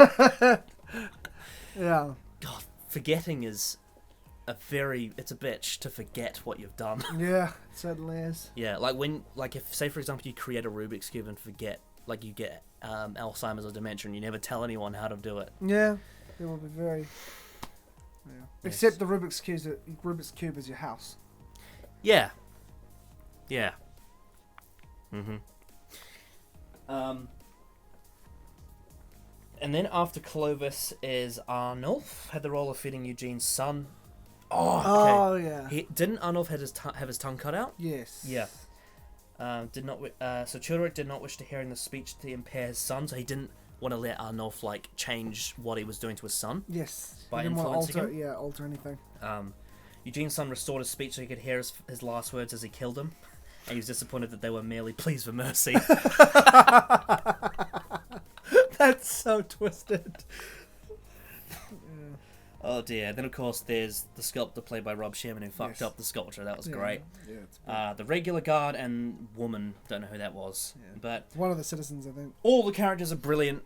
Yeah. I fucking love it. It's so interesting. There's the whole thing feels like a thesis statement about story structure. On top of the whole religious allegory. Absolutely. But where the characters are placed and what their role is being counter to who they are. Yes. So, and anything else we want to say about the plot other than the characters? It's well worth a listen or two because a lot goes on and it's the first time through it's not 100% clear, so it's really worth watching a second The first time Listen, through it is funny. Yes. But to completely get the plot, I think sometimes you need to listen to it more and more. Because there's a couple lines of dialogue of exposition which you might miss, which then means, what the fuck is going on? And also, because it's so filled to the brim, you have to, for me, and I think you as well, I had to re-listen to the story today. Even though I listened to it twice recently, I had to do it again. Yeah. Because you have to keep reminding yourself of what's in the story, because there's so much of it. Yeah, and the tricky thing is before I re-listened to this one today, there were scenes from the One Doctor that I thought were in this that were actually in that, so I had to make sure I separated that in my brain. And also the other thing is if this was a novel, you would be able to understand it easier because you'd be able to read it at your own pace. Yes. However, it wouldn't be as funny No. because the performances make it funny. Mm. All the performances are really good. Because if the dialogue was said in a slightly more over the top or more subdued manner, it wouldn't work. They're just all pitch perfect to the right amount of goofy and self-serious that the tone balances out and becomes really funny. Yep. Also, this has a brilliant soundscape. Yes, it does. It's surround. I can picture in my head what it looks like, and the funny thing is, it probably looks a lot different to what you think or anyone else. Yeah, exactly. That's the beauty of Big Finish. But for me, like, talking about like what I picture in my head, because we did this with the one Doctor, and we talked about how it was a bit difficult to picture because some of it was a bit beige. Vague. But with this, because I knew Heaven Sent stole from it, I sort of had an idea of the outside looking like a castle in the sea. Yeah. However, the inside was much bigger and had like a courtyard. Yeah. And a big area with many things in it. I pictured it as a whole sort of mini city. Yeah, and it reminded me of you watched when I streamed Call of Duty Warzone, right? Some of it. Yeah. All right. Have you ever played the game? Right. There's a map in Warzone called Prison. Mm-hmm. I think I saw that. Prison. Yeah. The outside rim is a little bit like the castle. However, the inside is this big sort of bit in the middle. For me, it was a little bit like that, except it was a bit more sort of like this, and then it went a bit longer. And there's so many like things in there, and all the scenes I could picture clearly what they looked like, and it was a very surreal weather environment. Like when you look at the sky, it's a bit weird. Yeah. A bit like how it is in Heaven Sent, but maybe a little bit more sort of Northern Lights, is how I thought of it. The prison to me was very like damp, but like full of like bronze stone. Yeah. Like it's got a very similar sort of vibe and colour scheme to Heaven Sent, but the setting does look a bit different. It's a bit bigger. And when I thought of All Hail the Big Talking Bird, I thought of all the scenes in Game of Thrones outside the Sept of Baelor with all the people. You know the scene when Marjorie and Joffrey like wave at them? Yes. I thought of that. Yeah, And there's another scene in Jubilee that's a bit like that too. With the two main characters, the guy who's like was translated into Van Staten and his wife. There's a scene like that with people as well. Yeah, that's what I pictured. I kind of pictured it similarly, except the castle wasn't a traditional castle in my mind. It was more like the Fortress of Solitude, where it was kind of like a crystalline kind of thing. I don't know why, but I just sort of pictured the buildings and structures all being sort of this glassy. They had this sort of glassy quality to them. I don't know Also, where that came from, but I don't know why. It shouldn't be true, but for some reason, the TARDIS in this story, for some reason my brain could only imagine it as the TARDIS from the TV movie. that feels like it fits, though. I don't know why, but it just is. Yeah, seems right. That's one of the best TARDISes. I don't think of like the 80s TARDIS. I think of the 90s TARDIS. Yes, which is one of the best TARDISes. Don't at me. It's it's yeah. It's like the Capaldi one on steroids. Yeah, it's like it's up there for me. It's one of my favorites. Like because Capaldi has a bookshelf, but the McGann one has a library. Yes, and a record player and a big armchair and the Eye of Harmony. the Eye of Harmony. Yes, Yeah. indeed. And big. I always dress for the occasion. Staircase. But yeah, The Holy Terror was written by God Sherman, ironically. Yeah. Robert Sherman, he's absolutely brilliant. I've never listened to anything from him or watched anything of him or read anything from him that I didn't love. Obviously we've seen Dalek. I've listened to this. I've listened to Scherzo, Chimes of Midnight, Jubilee. Haven't got to Maltese Penguin Deadline 100 yet, but I will. I have read Love Songs for the Shy and Cynical. I thought it was so brilliant that I'm going to be adapting it into my Egypt play. Excellent. As the pre-title sequence. Brilliant. Little mini story. Yes, you mentioned that to me. I fucking love him. Yeah, he's a genius. He's one of the best writers to have ever graced Doctor Who. Yes. Because he brings such a unique and interesting voice, which comes with a reverence for the show, but enough of a tongue-in-cheek attitude that he can kind of take the piss out of certain elements, whilst it's still being loving. As I was saying, he has a reverence for the show and the franchise, but also has enough of a sense of humour about it to be able to sort of mimic it and to take on these kind of tropes of it without it being mean-spirited. And it's just this wonderful balance of a dark sense of humor whilst there's also unironic sense of wonder about the ideas that can be brought forward in this franchise and in this genre. And he's just really, really good. He's brilliant. And it's different, and it's also really, there are clear similarities in terms of tone to some of his other stories, but in terms of setting and atmosphere, it is very different from the other stories like Chimes at Midnight. Scherzo, for example. Scherzo's very romantic, but also quite... Scherzo is much drier, has less sense of humor. Yes, but... And it gets darker and darker. Fucking art. Yeah, it's brilliant. It's probably my favourite of his. Oh, man, I love it. Yeah, I don't know, because... It's difficult because comparing Scherzo and Dalek is kind of apples and oranges for me. Yeah. Because Dalek's a TV story in Series 1. Yeah. And, yeah, it's a different format. But in terms of the big finish, Scherzo would be my favourite of his. For sure. I fucking love Scherzo. I'm looking forward to when we get to that, to review. I think, I'm not 100% sure on this, I think Scherzo is... Oh, no, it's not the last one he did, because I think Maltese Penguin, must have come after that. I'm not sure. I know that Dalek's the last Doctor Who story he did. Yeah. Because that was 2005.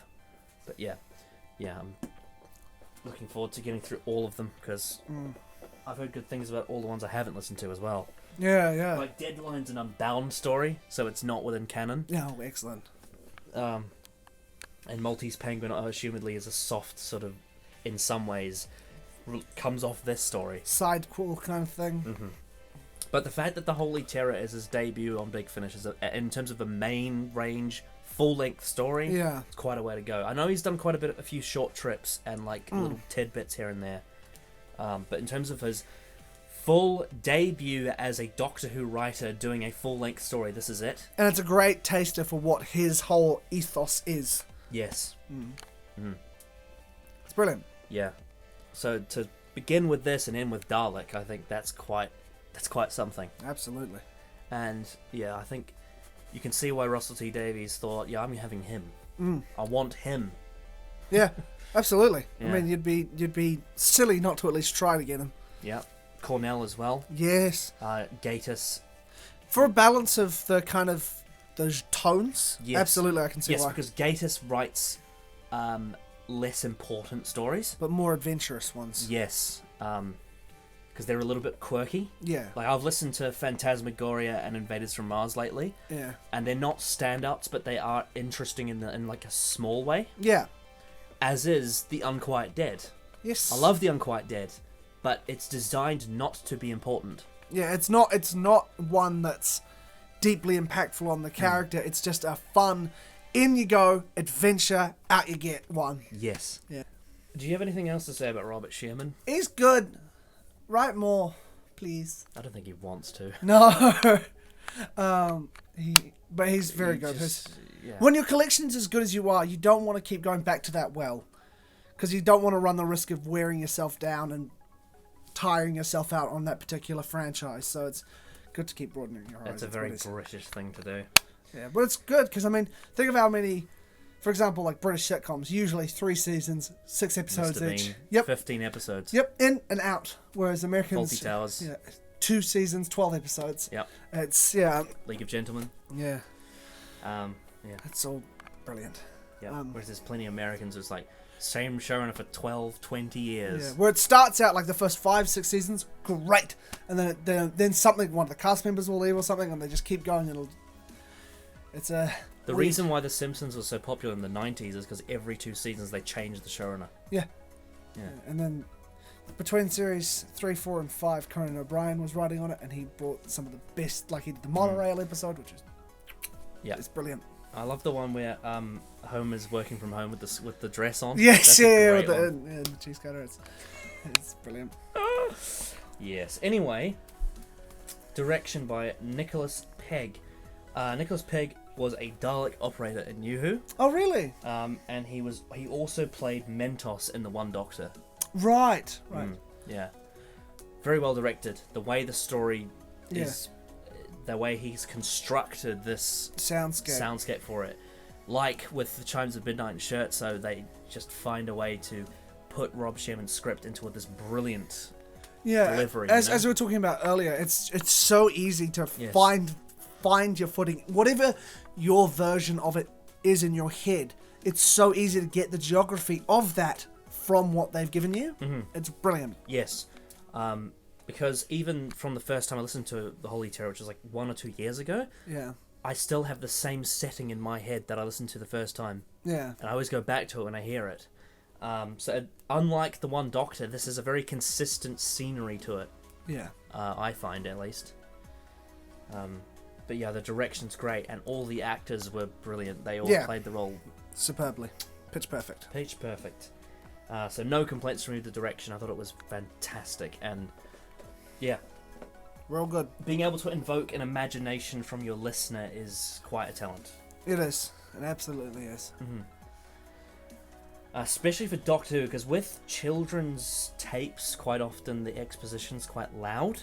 Yeah. So it's easier to imagine what's happening because they are loud Yeah. and they say everything exactly how it is. But with Doctor Who, because Doctor Who's complex, you have to find a way to have you as the listener be able to see and imagine what's happening and comprehend that, but also for the story to be interesting and targeted at someone that's Yeah, older. so you're not over. It's just there. The image is there, but you're not dwelling too much on the finer details because you're trying to get a picture. It's just like, here it Yeah. is. Focus on the characters. Yeah.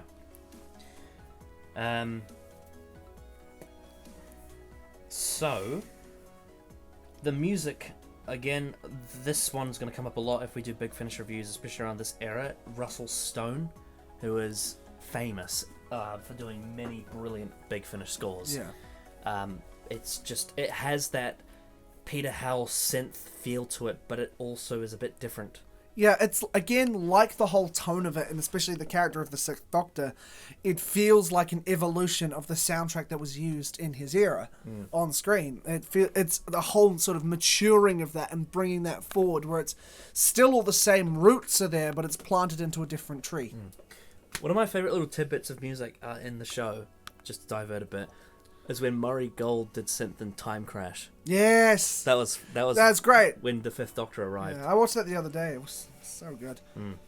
The exact size of Belgium. 3 minutes to Belgium. You're a fan. What? You're not one of those Linda lot, are you? Well, no. Oh, I still get that. I got that from you.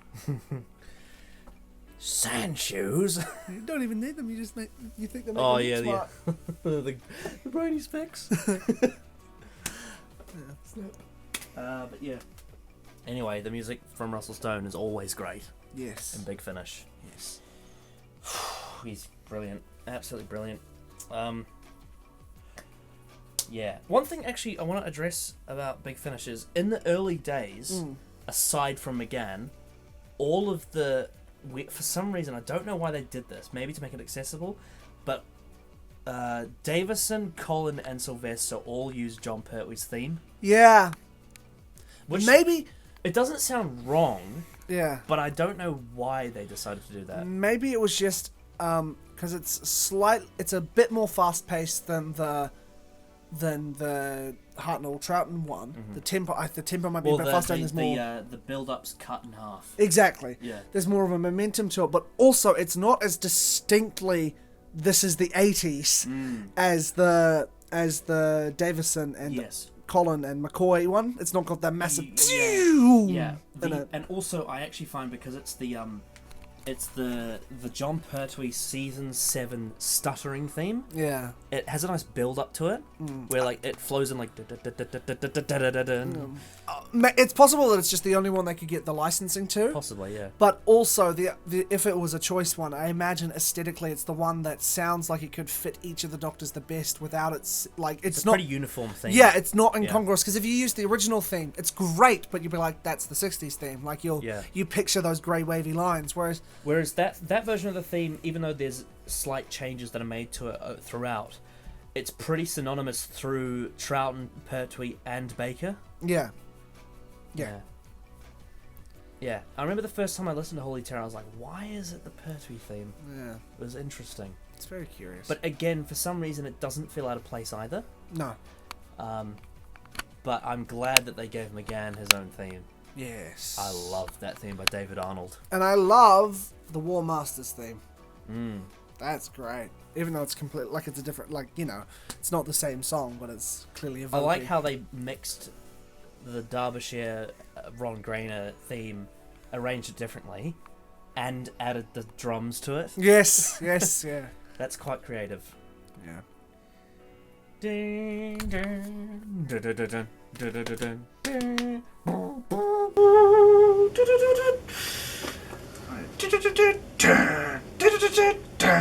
Yeah, I think the thing that annoys me the most though is that when they got to Lucy Miller, they removed the David Arnold Eighth Doctor theme for something much less interesting.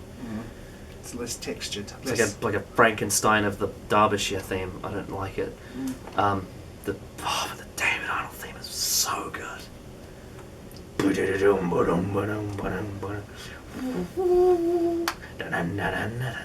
It's sort of like a more driving version of Jodie's theme. It's more rhythmic.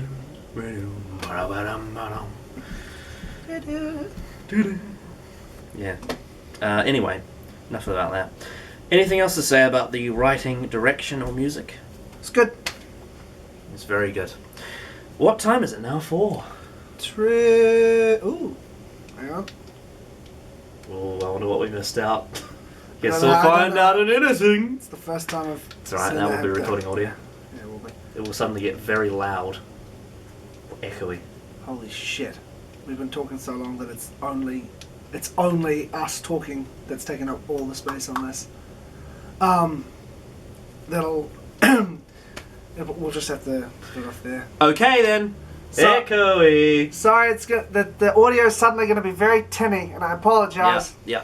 I saw someone say the other day, it's like Spearhead from Space is like the best looking Doctor Who story, but the worst sounding because it's shot on film. Yeah. But the boom mic is like at the top of the room because it's all location. And a lot of it's exterior stuff as well. Yeah. Yeah. There's one particular scene when Pertwee finally gets to the lab that I'm like, that sounds terrible, but it looks great. Yeah. I love the look of Spearhead from Space. I want to get it on Blu-ray. Oh, I love that. I've got it on Blu-ray. Yeah. I love the scene where the Brigadier is being confronted by the media and he just cheekily shrugs them off. Yes, it's great. It feels so modern. Yeah. It has that disaster feel to it. Yeah. Oh, I love it. It looks like a film. It's gorgeous. Yeah. I can imagine if you had a colour TV at the time. And it's such a formulaic story, but because it's Robert Holmes, it just works. And it's because it's that cast and everything that's brilliant. Yeah. Shoes. Shoes. What? Yeah. Oh yes, and it's canon that he regenerated with a tattoo on. Yes. Yes. Love that. Yes. Oh dear. When I was on a marathon on Lord Sly's channel, Brian Corrigan said we were watching the Five Doctors and we saw Pertwee driving the car, and he's like, "This man can have my children." and then I was like, "Where is Pertwee driving to?" And he said, "Your mom's house." I was like, "Yeah, I had that coming." Yeah, of course. The ultimate Chad Pertwee. Anyway, trivia for the Holy Terror. Trivia. Usually with Big Finish, there's not that much, No. sadly. An illustrated preview for the story featured in Doctor Who magazine issue 298 with art by Lee Sullivan. Excellent.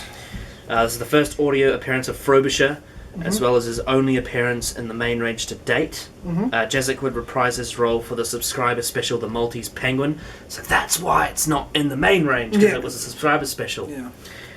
It also, one of Big Finish's side steps. Another of the Doctor's magazine companions, Izzy, would appear in the company of friends.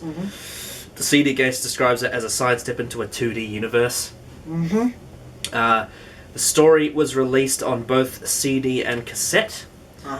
Both are now unavailable. The story is now available as digital download only. So the CD is a collector's item. Yeah, it's off market. I think Dylan Blodslar said he has a signed copy of the CD by Rob Sherman.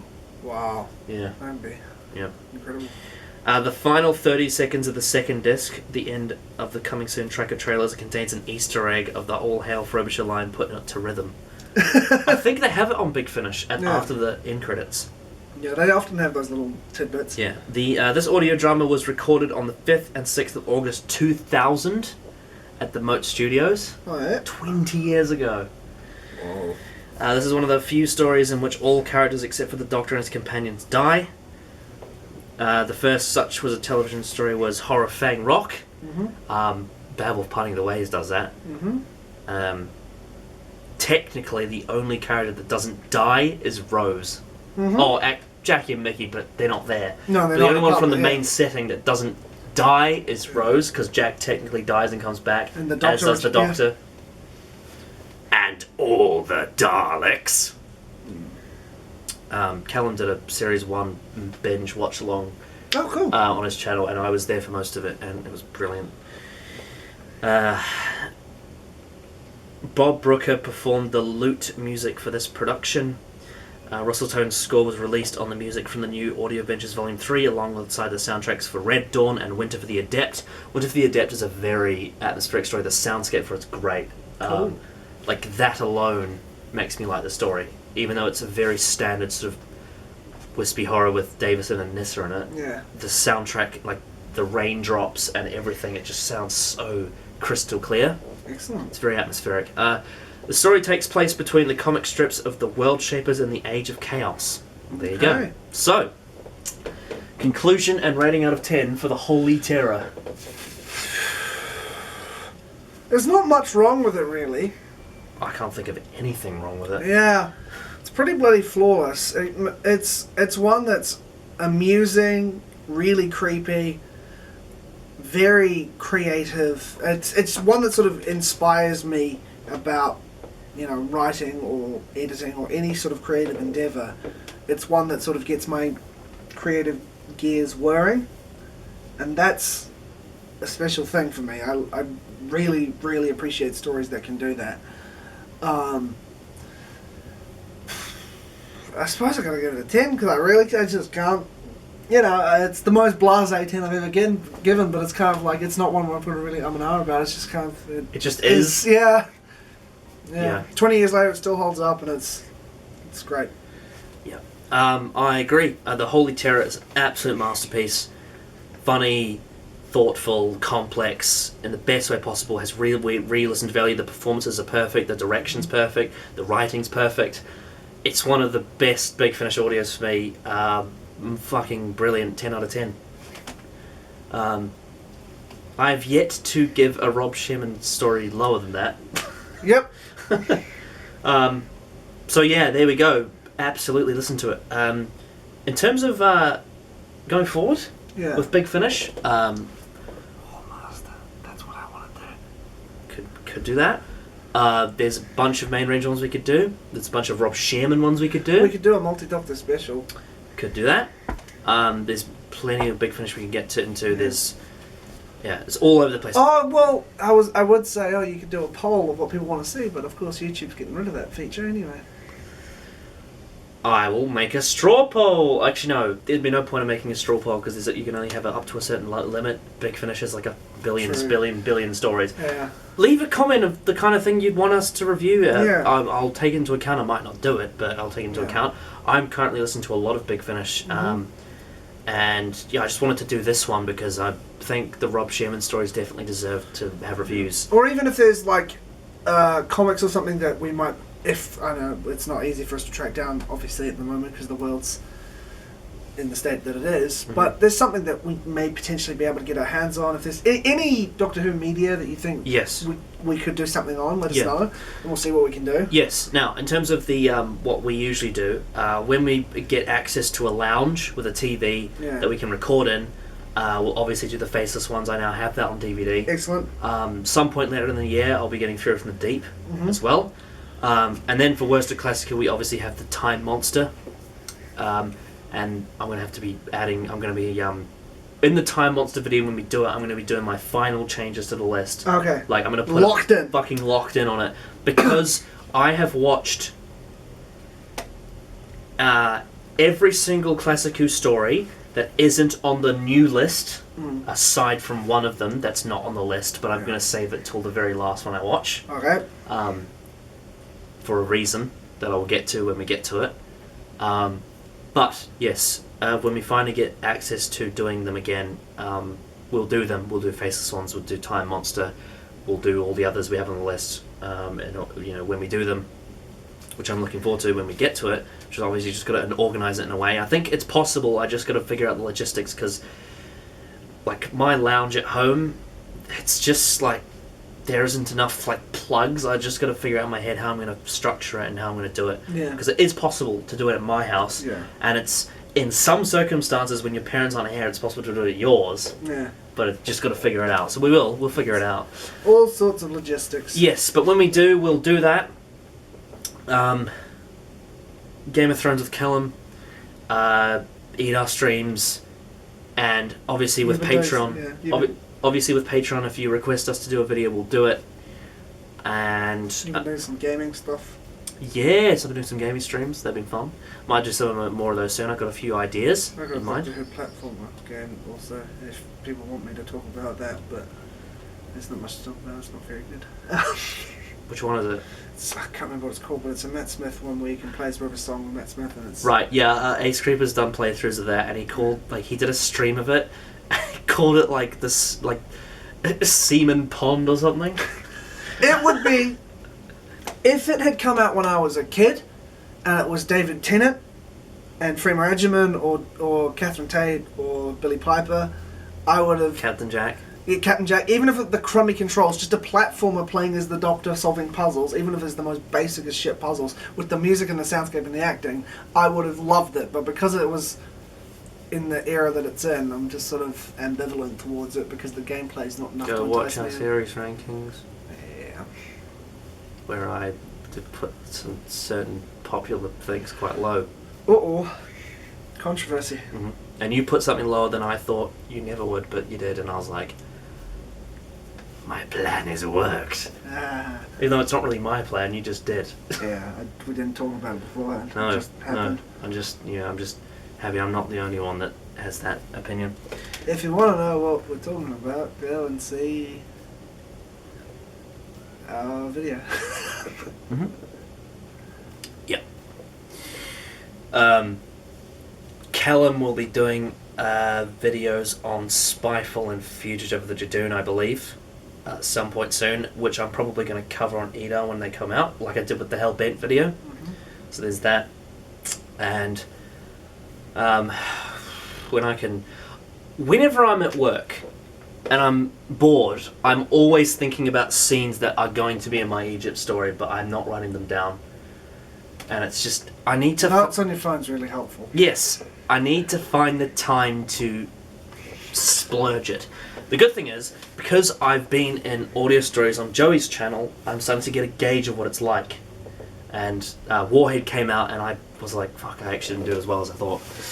Played an American child at the start and the end of the story, and my dialogue seems really random. Like, doesn't seem like it fits with what the Doctor's up talking to me about. But hopefully, my British security guard from Witchmark will be better, and my two characters from Scales of Injustice will hopefully be better. I put a lot of effort into those. I've completely forgot to audition. I should have. I do acting. That's one of the Mr. things I TARDIS do. Reviews is also doing... Yes, I didn't audition for that, but I'm interested to see. I need to catch up on those ones. I'm looking forward to seeing what he does with his one. Yeah, I in Warhead, I'm right at the beginning and right at the end of it, and didn't turn out the way I thought it would. So hopefully, going forward, my characters are better. Not characters, but just, I don't know. It's not necessarily performance. It's just the fact that I can't act off anyone else, so I don't know how it's going to turn out. That's the problem with audio. Yeah, that's why, having a Zoom call with a director, it's so important to have a director in these things. Because, I mean, that's how video games and cartoons are often. It's very rare that the actors will all be in the same space. Because I didn't quite get the energy of what the scene was, I didn't sound like a genuine child. Yeah, so there can often be a disconnect there. That's why sometimes in cartoons or even audio stories, there'll be two characters having a conversation. But they're speaking at each other, not with each other. And I had a conversation with Joey about it, and he said, your American accent was very good. And I'm like, that's not the problem, though. The accent isn't the problem. It's the fact that I wasn't a convincing child. There's got to be a tonal consistency to everything to really make that whole thing come together, to make it sound like a soundscape. Yes. Which is, it's harder than, especially if you're getting people from all over the world to do different characters. Getting them to bounce off of each other when they're not going to be able to communicate with one another is really tricky. It's really, really tricky. But I'm much more looking forward to the ones that I've done since then, because they're characters that I was much more like excited to do. Yeah. Because with Warhead, I was cast as the child and I was like, I'm going to do it. But it wasn't one that I auditioned for thinking that I wanted it. It was one of the ones I wasn't expecting. Yeah. But with Witchmark and Scales of Injustice, it's much better. Okay. In Witchmark, I play a British security guard. In Scales of Injustice, I play two characters. I play a father of a child who's in some kind of plot thing. I've only got a couple of lines. And then I also play a washed-up drunk actor who gets killed by a Silurian. Fantastic. And I love doing that. I for that performance, I invoked Baines before he got captured in Human Nature. Yeah. I basically did that, when he's looking for the bears. Yeah. I was very much in that vein. Yeah, that's cool. Yeah. So, yeah, I've enjoyed that so far. But in terms of Egypt, I would really like to get on with that. There's so many things that in my head, so many ideas I have to put in the story, and part of me is scared because I've got some very bold things I want to do with it. But I want to just get it into a script, figure out all the nuances of it, because it's going to be quite a big story. And I just can't wait to get that first draft out so I can have you and possibly other people read it and tell me what you think of it. Yeah. Because then I can figure out, is it realistic for me to do this or not? Yeah. It's just because, the thing is, put everything in the first draft. Everything you can, and then we can work back from there. Yeah. And see, into getting it into a feasible thing for people to listen to and to do. Yeah, but I think the good thing is, the things that I have, the important parts that I have for the story is, I already know how it's going to end. Good. And I know what every cliffhanger is. Excellent. So I know I have just the first part, and I know what the pre-told sequence is going to be for it too. Yeah. So I know how it's going to end. I know where the end goal is. I just need to figure out how to get there. Yeah. And to develop it and make it interesting along the way. Yeah. Yeah. It can be done. That's something to look forward to. Yes. So it may not seem like it, but we are working hard behind the scenes, thinking of ideas, doing things, all sorts of things. I'm trying my best to. I've got a whole list of things I want to do. They're not possible at demand, but I want to do them. If I can do them, I will. It's just scheduling and figuring it out. That's all. Yeah. Yeah. But trust me. Thankfully, here in New Zealand, things have cooled to the point. I mean, I don't want to brag, but we've got 0 active cases, so we're much safer to do this more often. Yes. So essentially, what I'm trying to say is that if I had it my way, I would have a lot of more content on this channel than I do. Yeah. It's just figuring out how to do it. Yeah. That's all we got to know. Yes. Also, if any of you are interested in potentially Adam filming any solo videos on certain things, like because I can do offbeat stuff, then more obscure or odd oddities, and even if it's, just mention it in the comments or let Connor know on Twitter and he can contact me. Or in the Discord chat. Or in the Discord chat, yep. Because if you do, I don't know if you check it or not, but if you join it, then you might get notifications for it.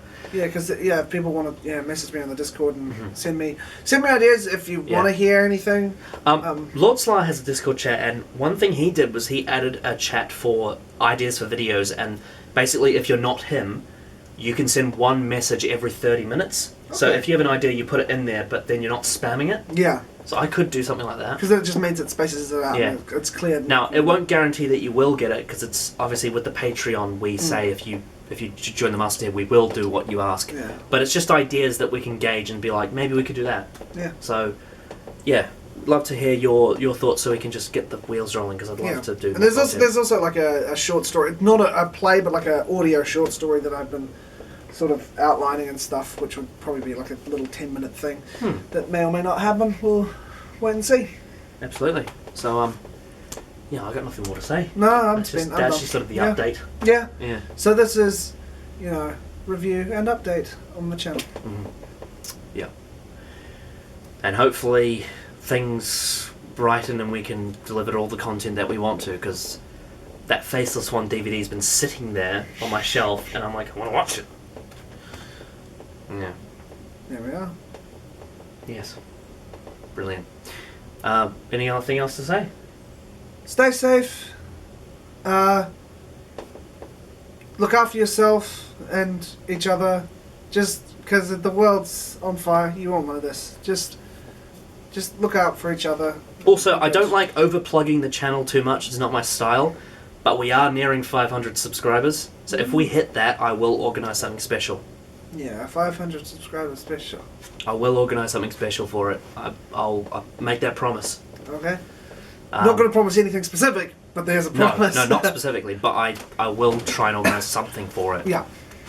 And also, as per filming, tomorrow will be Lord Slar's 1,000 subscriber live stream that I'm going to be on. So that's going to be fun. Cool. We've organised some good and stuff for that. And he can spam his live chat saying, go subscribe. Yeah. I'm also donating patron to Eirich, who are sharing our channel around too. Oh, cool. Yeah. And I'm part of their Discord chat too. So. Wild. Yeah. Yes. There we are. So it's all looking up, I suppose. We just got to put it into place. Yeah, it's gonna happen. Yep. So hopefully, fingers crossed, we can do it. So anyway, thanks for watching, and we'll see you next time for whatever video comes next.